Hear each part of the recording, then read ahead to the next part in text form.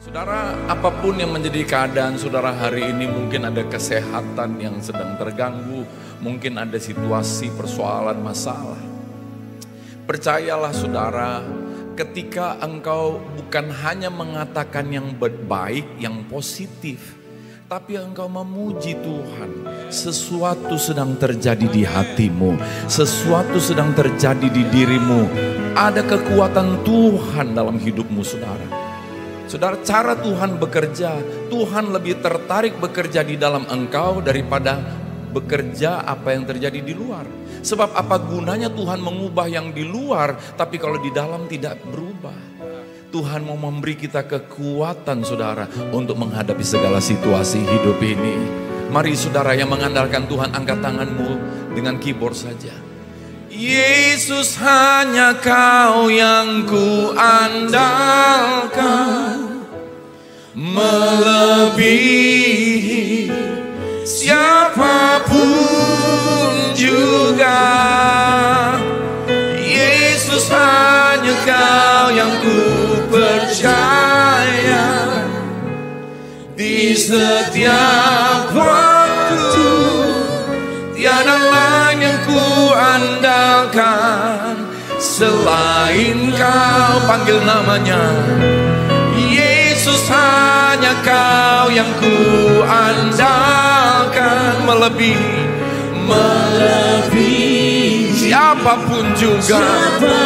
Mari sorakan nama yang ajaib itu.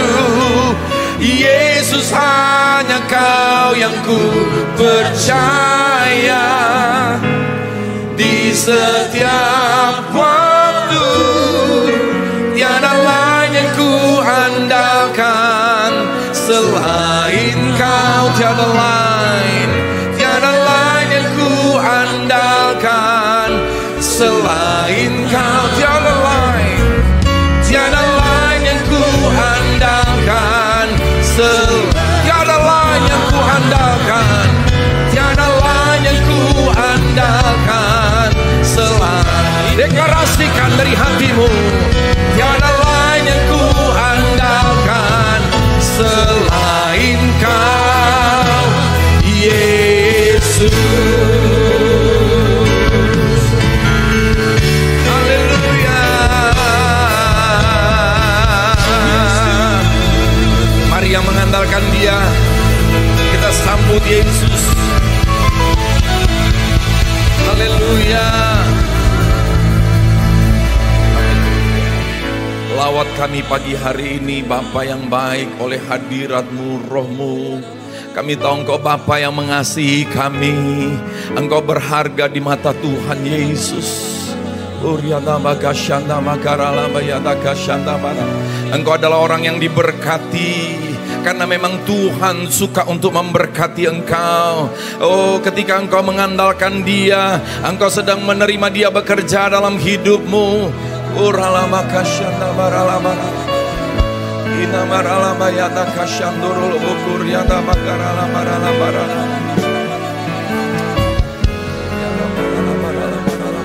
Buka hatimu.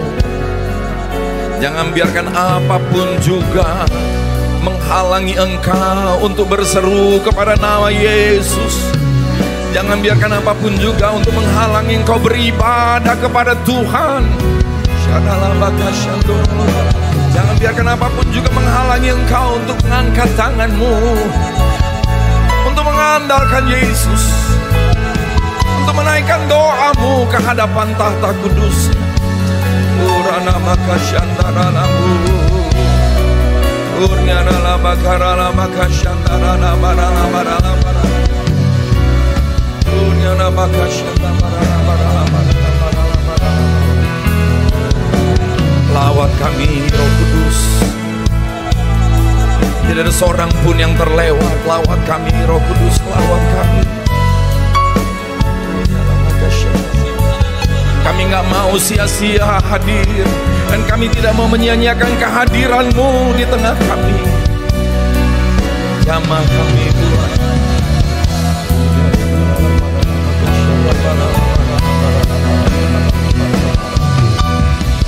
Dalam nama Yesus, biar Dia menjamah setiap engkau, menjamah setiap engkau.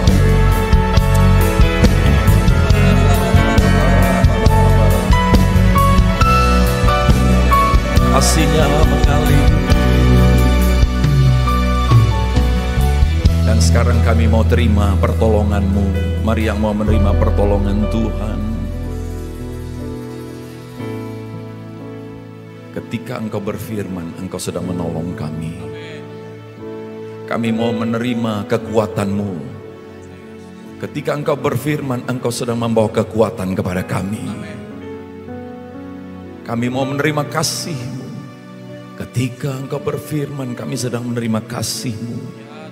Sebab itu kami tidak akan sia-siakan firman-Mu. Firman yang melebihi kata dan suara, tapi firman yang adalah nafas hidup Allah sendiri. Kami terima nafas hidup yang dari Tuhan, menghidupi kami dengan segala kekuatan dan kasih dan hikmat daripada Dia, dan kuasa daripada Dia. Dalam nama Yesus, semua yang mau menerima nafas Tuhan katakan amin.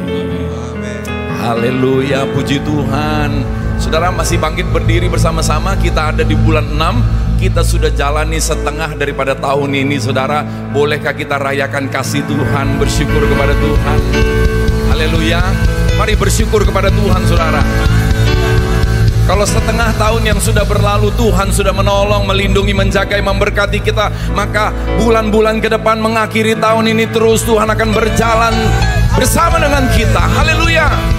Silakan duduk semua Bapak Ibu Saudara yang dikasihi Tuhan Yesus. Shalom.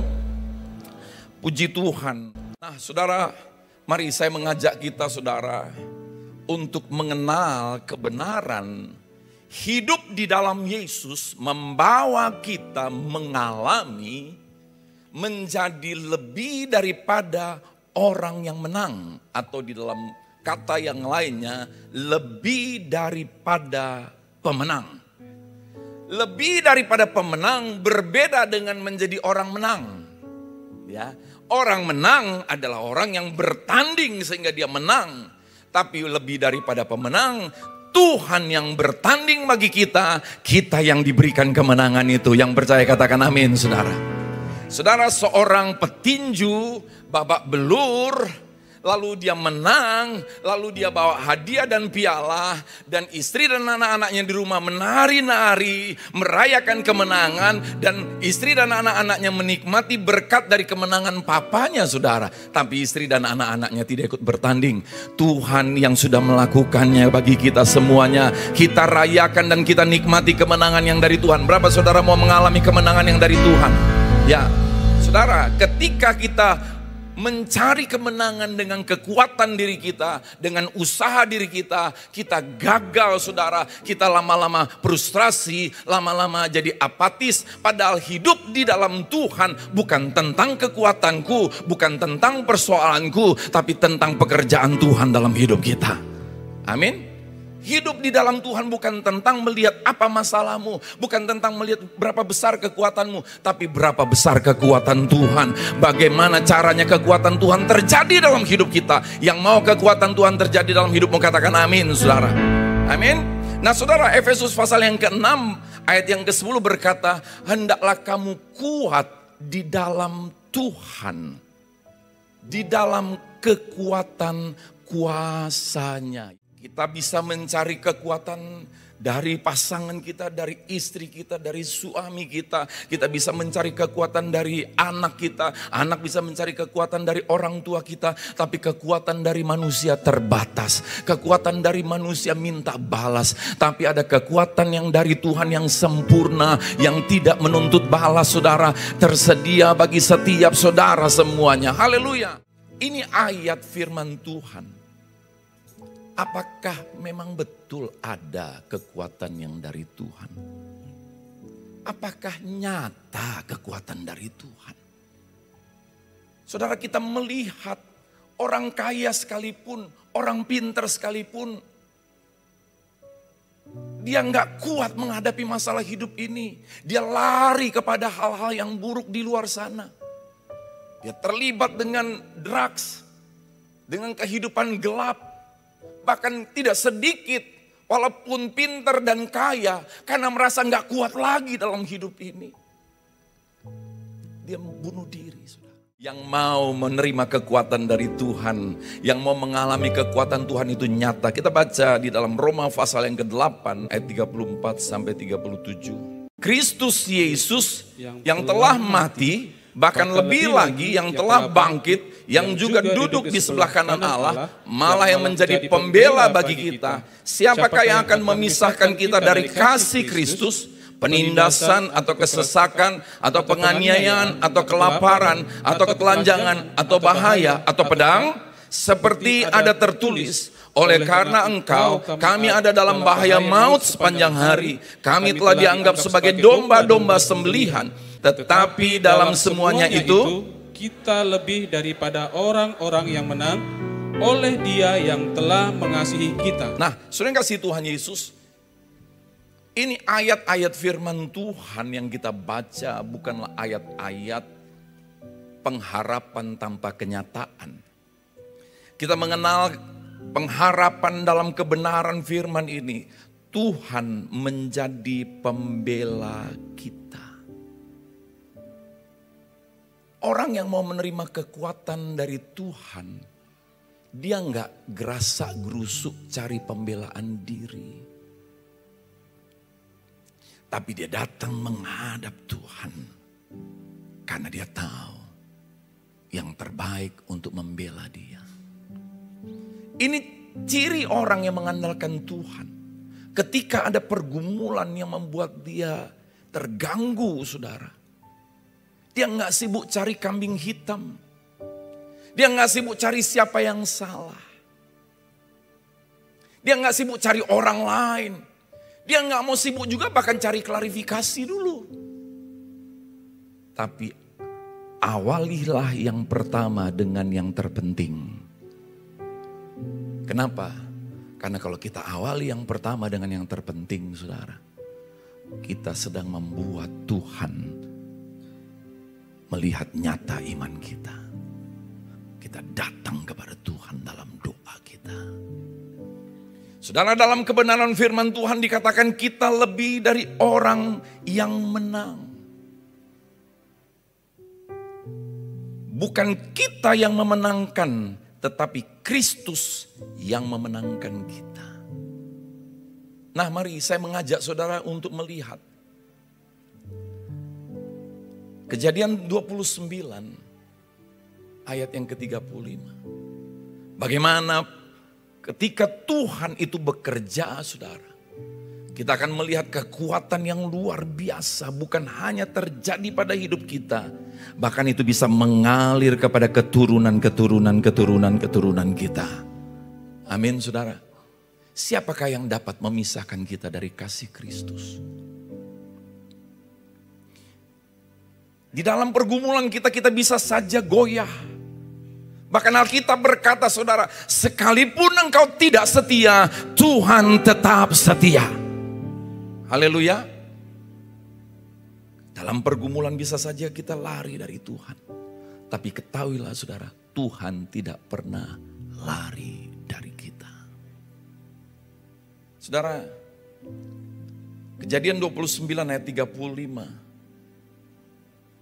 Ini adalah kisah di mana Yakub bekerja dengan keluarganya, sanak familinya Laban. Lalu dia bekerja, dia berharap dia mendapatkan Rahel, anak daripada Laban sebagai istrinya. Tetapi ternyata saudara, ketika hari pernikahan tiba, kalau zaman dulu pernikahan itu berbeda zaman sekarang, saudara. Pakai cadar yang gak bisa kelihatan siapa pengantin itu, saudara. Budaya zaman dulu begitu tertutup. Lalu ketika pernikahan itu tiba, dibukalah. Rupanya yang dapat bukan Rahel, Lea. Saudara, memang ada budaya pada zaman itu, adik gak boleh nikah sebelum kakak menikah dulu. Wow, Yakub kaget. Kenapa Lea yang dikasih? Dia maunya, dia cintanya sama Rahel. So bisa bayangkan gak, itu hari udah pernikahan loh saudara. Papanya Lea sendiri bilang begini, oke gak apa-apa, kamu nikah dulu, nanti tak kasih anakku Rahel. Wajarlah Alkitab mencatat saudara, Lea sangat sakit hati saudara. Sakit hati. Saudara betul, kita semuanya bisa mengalami sakit hati. Tetapi saudara, pertanyaannya bukan hanya tentang kita sakit hati. Lalu apa solusinya ketika kita menghadapi sakit hati itu? Saudara, di tengah keadaan dia sakit hati ini saudara, Tuhan mengaruniakan kepada Lea duluan untuk dapat anak. Anak pertama, anak kedua. Tibalah kemudian anak yang terakhir lahir di dalam ayat yang ke-35 dikatakan saudara. Mengandung pula lah ia lalu melahirkan seorang anak laki-laki. Maka ia berkata, sekali ini aku akan bersyukur kepada Tuhan. Itulah sebabnya ia menamai anak itu Yehuda. Sesudah itu ia tidak melahirkan lagi. Ketika dia melahirkan Yehuda, baru kemudian dia bersyukur kepada Tuhan. Kata syukur pertama kali di Alkitab muncul di sini saudara. Tetapi kata syukur yang pertama muncul ini berdampak kepada sampai akhir, bahkan sampai akhir zaman. Luar biasa saudara. Saudara kasih Tuhan Yesus, saya baru pulang dari kota Malang. Pelayanan di gereja di sana dari mulai hari Sabtu, Minggu. Ada 6 kali ibadah. Nah saudara, setelah ibadah yang pertama pagi hari, hari Minggu, ada seorang yang kirim message kepada Ibu Gembala, saya ada di kota Malang, kami sudah pindah di sini. Rupanya ada jemaat dari sini yang pindah ke sana. Lalu kemudian dia mengajak, bolehkah minta waktu untuk kami ketemu. Saudara, hari Seninnya janjian ketemu, mereka jemput kami di hotel, lalu bawa kami untuk makan pagi bersama-sama.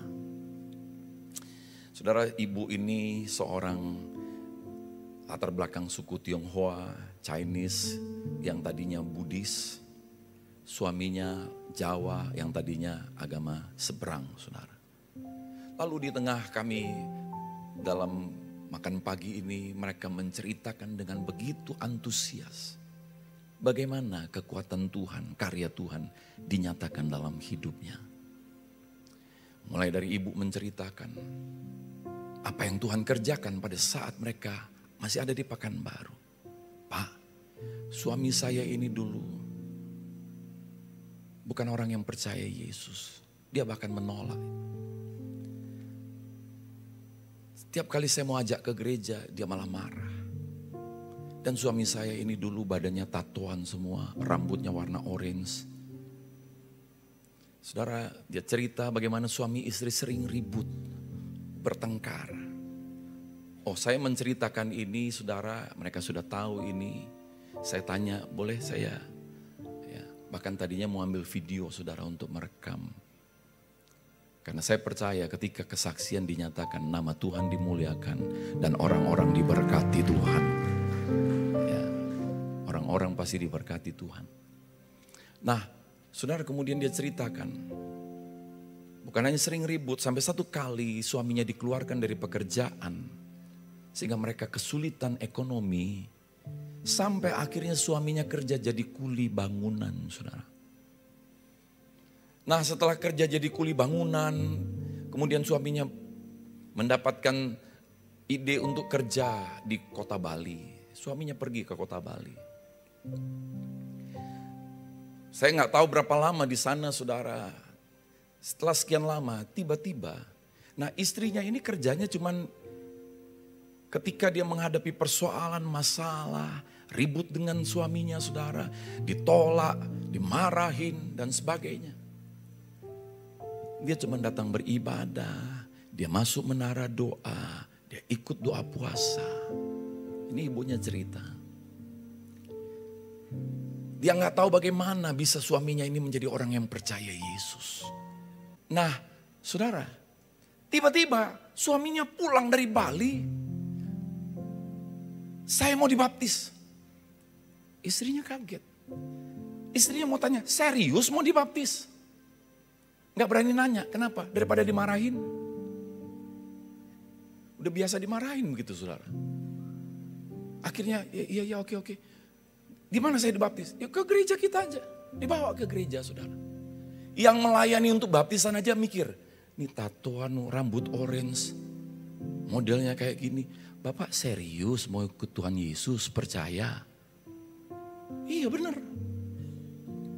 Saudara, di tengah kesusahan hidup, di tengah rumah tangga yang sering ribut, saudara. Apa yang terjadi?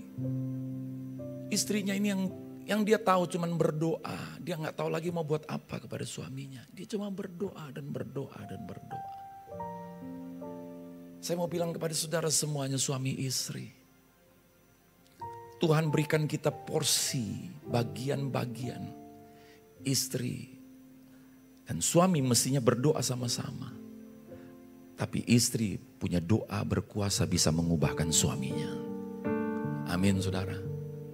Nah, si istri ini yang dia tahu cuman ke menara doa, beribadah, doa puasa. Tiba-tiba suaminya mau dibaptis. Saudara, apa yang terjadi? Setelah dibaptis nggak perlu lama, saudara. Suaminya langsung ikut ibadah, nggak disuruh-suruh. Langsung masuk menara doa, ikut doa puasa.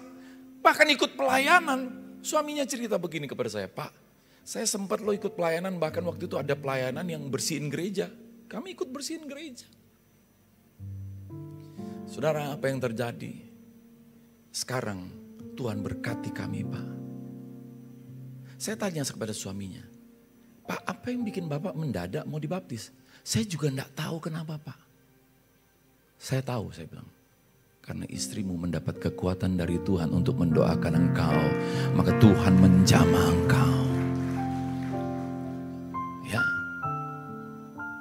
Saudara yang kasih Tuhan Yesus.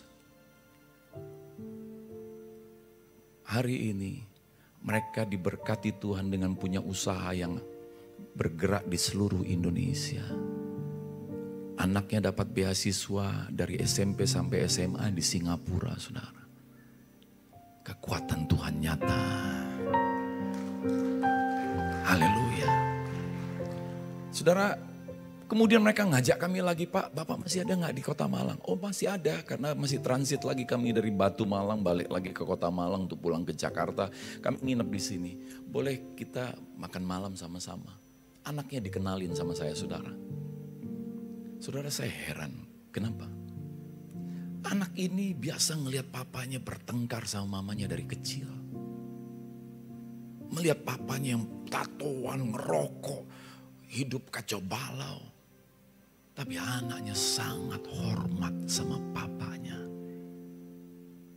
Anaknya sangat sopan dan takut akan Tuhan. Begitu saya beri firman, dia terima, saudara. Saudara, mari. Hal-hal seperti ini adalah hal-hal yang sebenarnya wajar bagi kita. Siapa kita? Kita butuh Tuhan, saudara. Ini bukan hal yang berlebihan. Mari hari ini, saudara, mungkin kita punya alasan untuk kecewa. Mungkin kita punya alasan untuk kepahitan. But don't get bitter, but get better. Mengerikan orang yang kepahitan, saudara. Mengerikan. Hitler kepahitan sama orang Yahudi. Kepahitan. Ketika dia mau beli barang sama orang Yahudi, dia disakitin, saudara. Dia kepahitan. Ketika dia berkuasa, jutaan orang Yahudi dia bunuh. Mengerikan orang kepahitan. Orang yang kepahitan itu bukan karena persoalan. Tapi karena apa? Firman Tuhan berkata dalam kitab Ibrani pasal yang ke-12. Ayat yang ke-15. Jagalah supaya jangan ada seorang pun yang menjauhkan diri dari kasih karunia Allah. agar jangan tumbuh akar yang pahit yang menimbulkan kerusuhan dan yang mencemarkan banyak orang. Iblis akan datang dengan tuduhan betapa gak enaknya apa yang dilakukan orang lain. Iblis akan datang dengan tuduhan engkau jadi korban, engkau disakitin, ini keterlaluan, ini gak pantas. Maka jadi pahit. Victim mentality. Kita selalu mau mengentertain ego kita bahwa kita ini korban, saudara. Kita gak mau jadi victim, Tuhan mau jadikan kita victor. Amin. Victor itu artinya victory, kemenangan, saudara. Jagalah supaya jangan ada seorang pun yang menjauhkan diri dari kasih karunia Allah.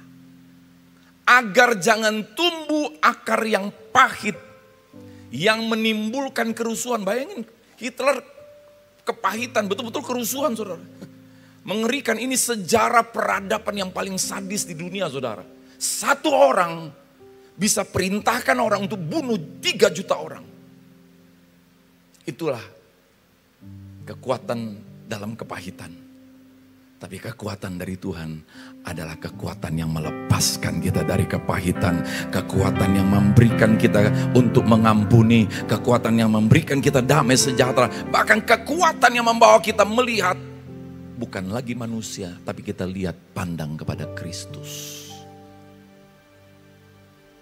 Saudara, orang yang tidak menjauhkan diri dari kasih karunia, dia sadar dia hidup karena kasih karunia.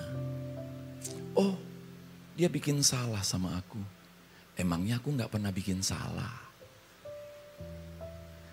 Kalau aku diampuni Tuhan, Tuhan pasti juga ngampuni dia. Haleluya. Saudara sadar engkau hidup dari kasih karunia Tuhan. Amin, saudara. Ya. Saudara yang kasih Tuhan Yesus. Kitab Kejadian tadi menceritakan setelah lahir Yehuda, ya, jadi dia bersyukur kepada Tuhan, lahir anak. Setelah anak ini lahir, dia bersyukur kepada Tuhan. Wajar, setelah lahir bersyukur. Kalau sebelum lahir, apakah sudah bersyukur? Saya berjumpa dengan seorang ibu yang nangis-nangis datang ke kantor saya. Pak, saya mau diceraikan sama suami saya dan keluarga mertua saya sepakat untuk minta saya diceraikan. Karena bertahun-tahun, hampir 10 tahun kami menikah, kami gak punya anak. Biasa bagi orang Batak, saudara, kalau gak punya anak tuh sesuatu banget gitu loh. Ya. Lalu saya hadir di situ bukan hanya menguatkan dia, tapi membagikan iman kepada dia.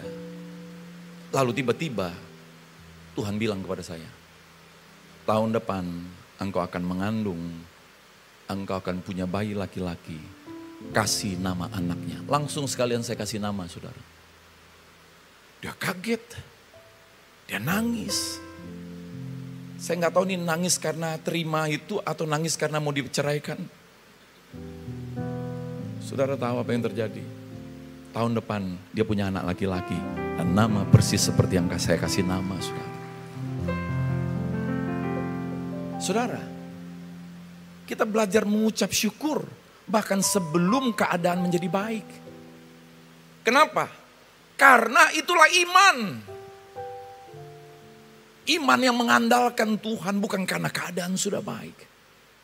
Mari hari-hari ini, saudara, di tengah keadaan dunia yang makin banyak orang yang tegang, stres, sensi, negatif. Mari kita membagikan kekuatan bagi hidup kita. Caranya bagaimana? Bersyukur.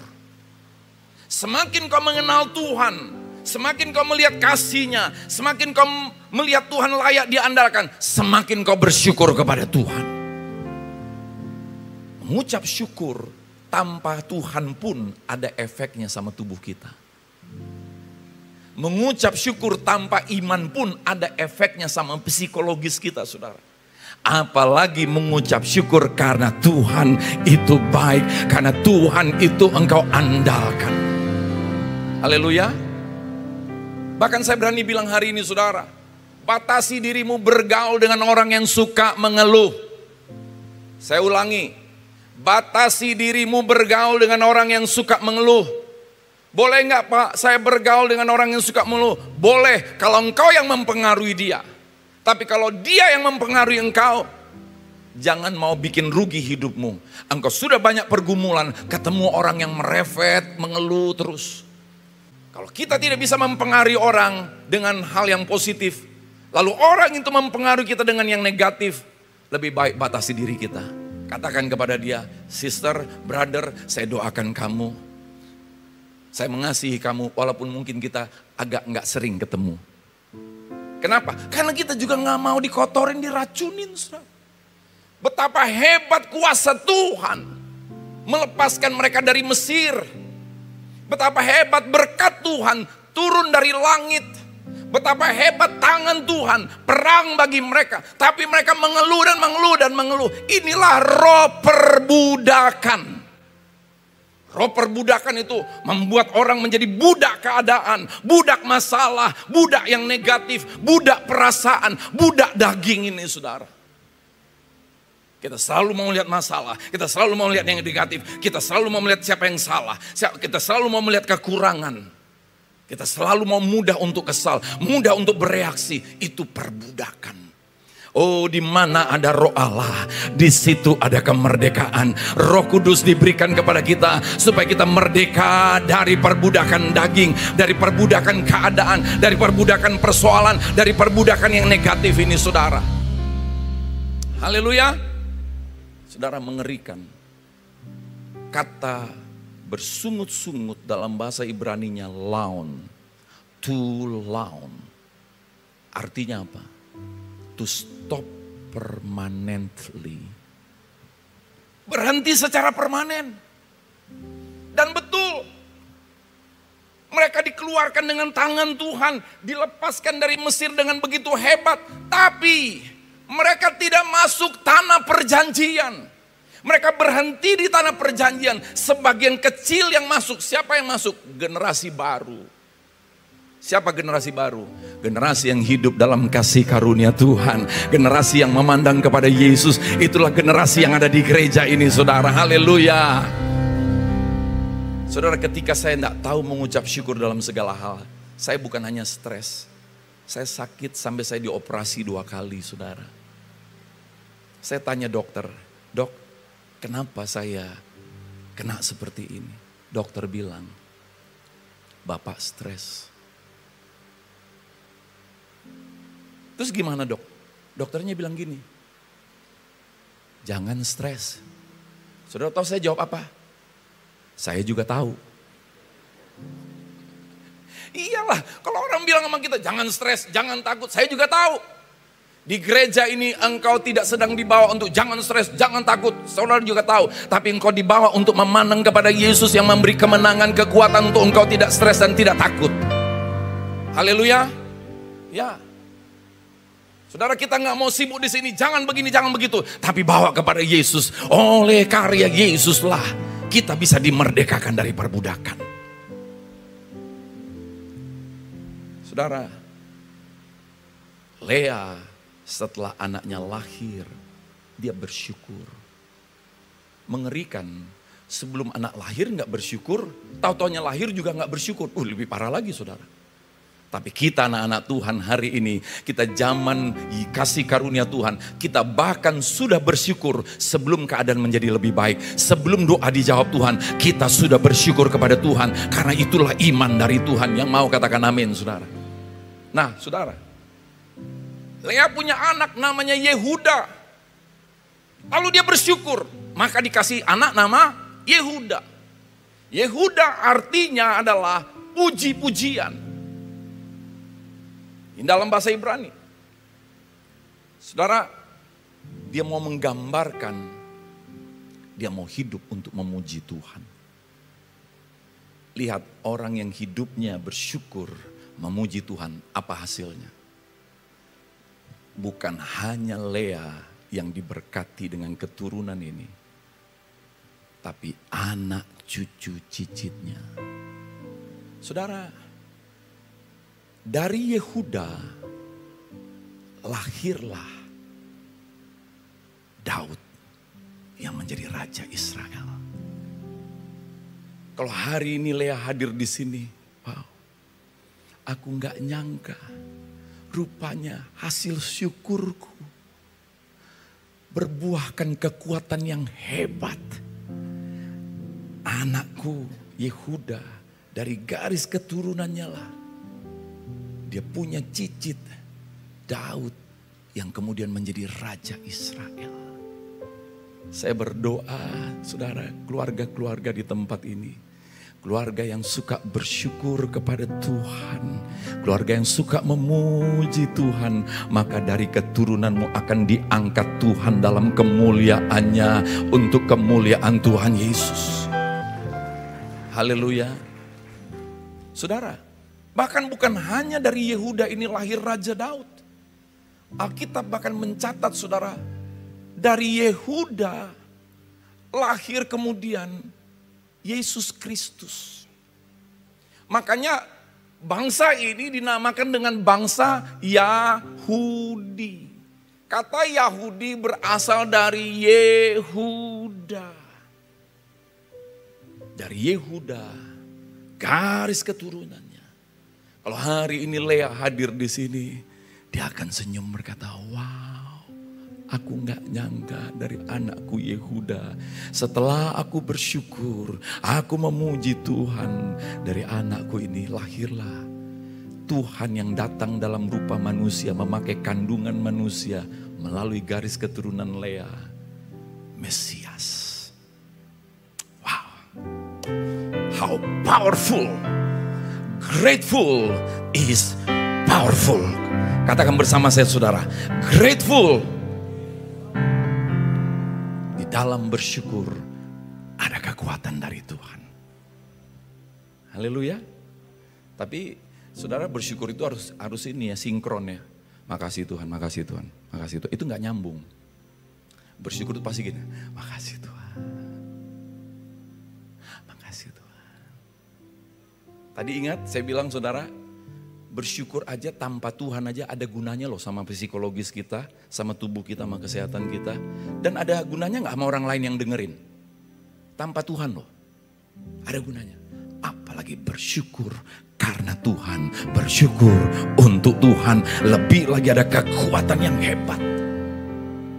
Saya mau tutup firman Tuhan, saudara, dengan Wahyu pasal yang ke-5, ayat yang ke-4.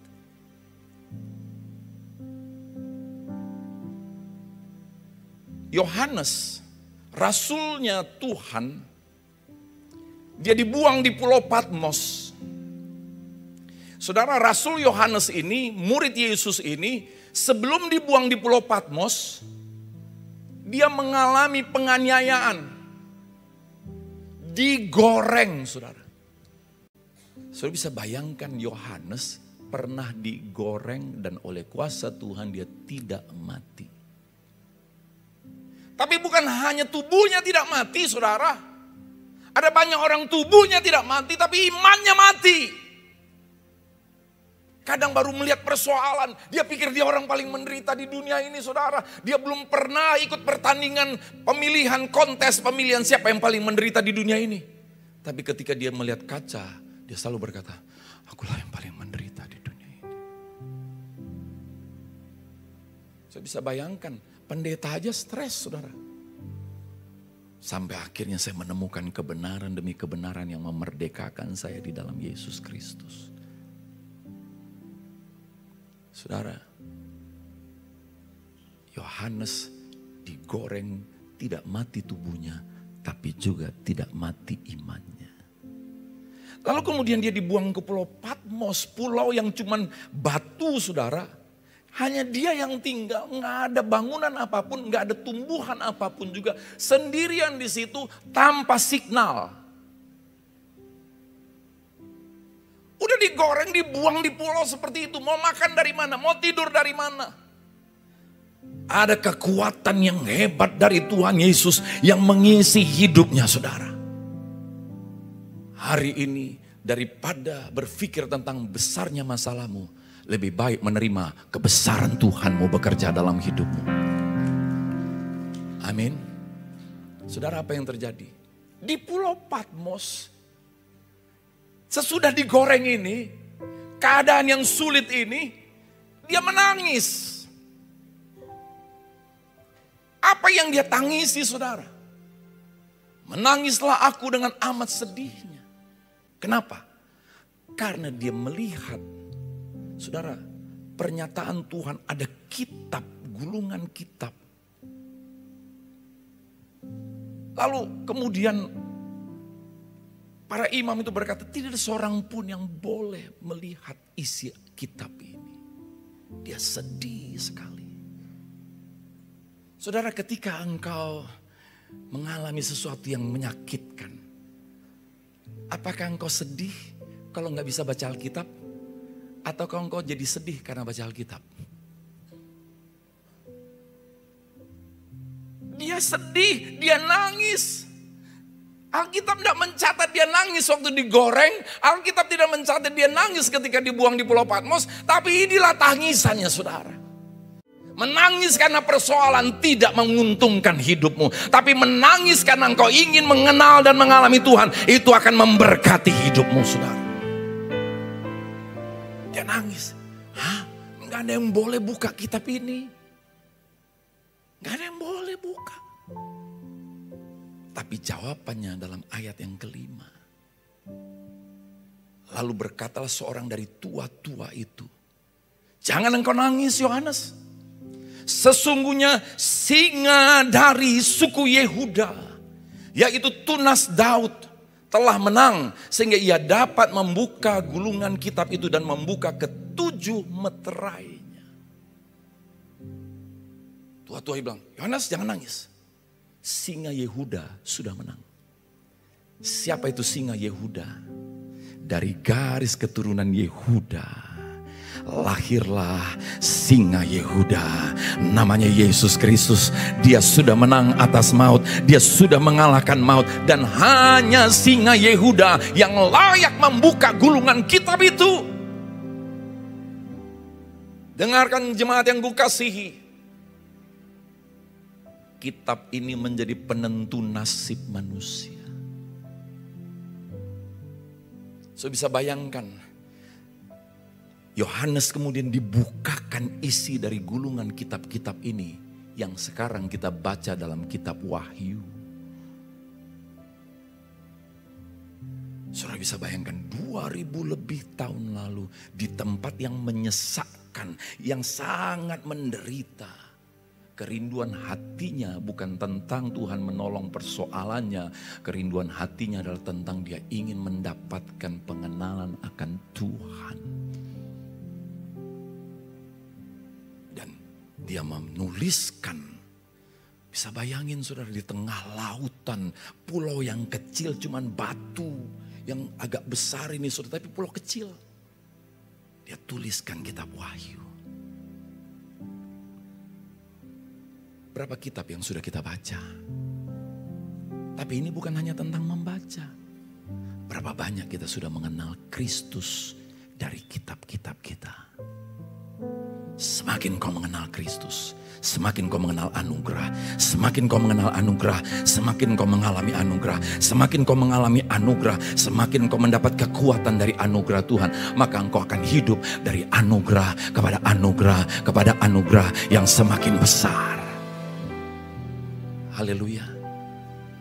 Saudara, kitab Wahyu ini membukakan apa yang akan terjadi ke depan. Di keluarga mungkin kau ada masalah. Di pekerjaan mungkin kau ada masalah. Dalam pergaulan mungkin kau ada masalah. Yang penting dalam hidup ini adalah ada apa sih? Ada kekuatan. Lalu ada apa lagi? Ada pertumbuhan. Lalu ada apa lagi saudara? Ada kemuliaan. Masalah boleh ada. Ada gak kekuatan? Wah ada. Masalah masalah boleh ada nggak pertumbuhan? Seorang pelari sekalipun dia capek berlari, tapi kalau dia mencapai tujuan lalu dia menang, saudara, semua capeknya nggak ada artinya lagi dengan kemenangan itu. Bahkan hari ini dengarkan saudara, ini bukan tentang kita yang berperang, tapi tentang Tuhan yang berperang bagi kita. Dan ada nggak kemuliaan? Persoalan boleh ada. Hanya orang yang ujian yang boleh naik kelas. Masalah boleh ada. Kita menghadapi ujian. Dan selalu di dalam ujian itu ada tulisan. Jangan ribut, lagi ujian. Betul nggak saudara? Waktu kita menghadapi persoalan-persoalan, jangan ribut. Tenang. Itu tanda kita mengandalkan Tuhan. Tanda awal orang yang mengandalkan Tuhan, waktu ada persoalan, tenang. Yang kedua, berdoa. Ngapain berdoanya? Bersyukur. Bukan sibuk. Tuhan, apa. Tuhan bilang, yang mana yang mau kudengar ini? Bersyukur.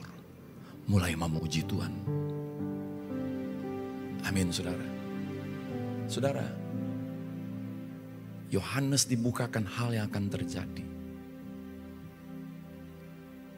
Kita ada di zaman Alkitab berkata masa yang sukar. Bukan Tuhan yang membuat kesukaran, tapi karena manusia makin menyimpang, manusia makin sesat, manusia makin rusak, maka kerusakan itu membuat kesukaran dalam hidup manusia. Saudara lihat aja ketika pohon ditebangin semua, gunung hutan jadi tandus, banjir pun datang, udara makin panas. Apakah Tuhan yang bikin udara panas?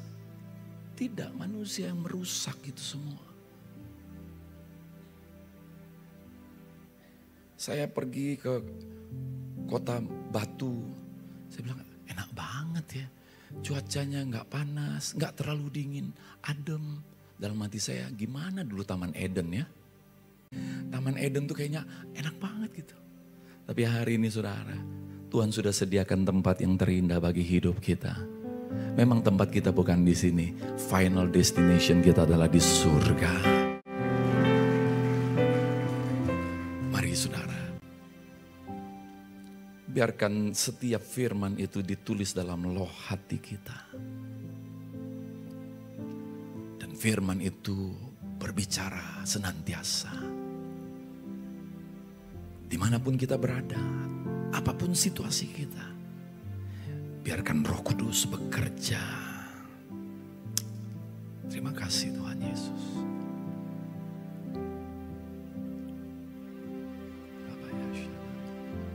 Lawat setiap anak-anak-Mu Bapa.